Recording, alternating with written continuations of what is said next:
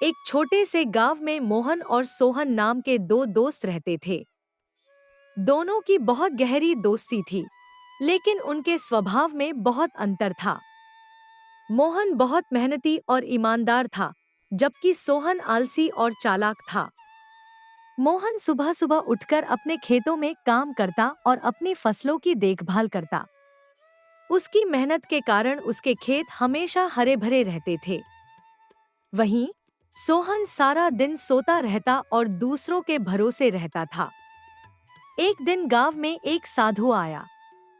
उसने गांव वालों को बताया कि गांव के पास एक गुफा में बहुत सारा खजाना छुपा है, लेकिन उस खजाने तक पहुंचने के लिए बहुत मेहनत और धैर्य की जरूरत होगी।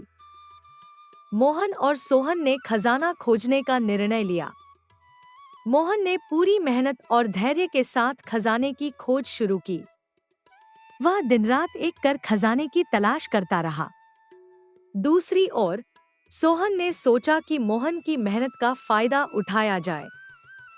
वह मोहन का पीछा करता और देखता कि वह कहाँ खोज रहा है। कुछ दिनों बाद मोहन को गुफा का रास्ता मिल गया। उसने सोहन को बुलाया और साथ में खजाना खोजने का निर्णय लिया। जब वे गुफा के अंदर पहुंचे, तो उन्होंने देखा कि वहां सच में बहुत सारा खजाना था।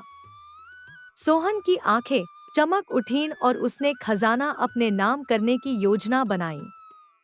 लेकिन जैसे ही सोहन ने खजाने को छूने की कोशिश की, गुफा के अंदर एक आवाज गूंजी, यह खजाना केवल उन्हीं के लिए है जो मेहनत और ईमानदारी से इसे पाने की कोशिश करेगा।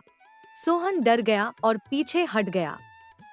मोहन ने खजाने की ओर देखा और साधु की बात याद आई। उसने खजाने को छूने की बजाय साधु की मदद का आभार व्यक्त किया। साधु प्रकट हुआ और मोहन की मेहनत और ईमानदारी की तारीफ की।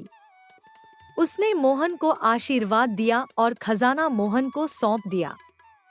सोहन ने अपनी गलती स्वीकार की और मोहन से माफी मांगी।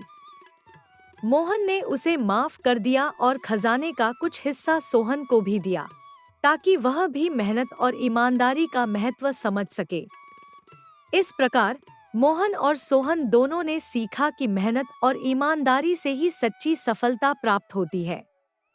दोनों ने मिलकर गांव की भलाई के लिए खजाने का उपयोग किया और गांव में खुशहाली लाए।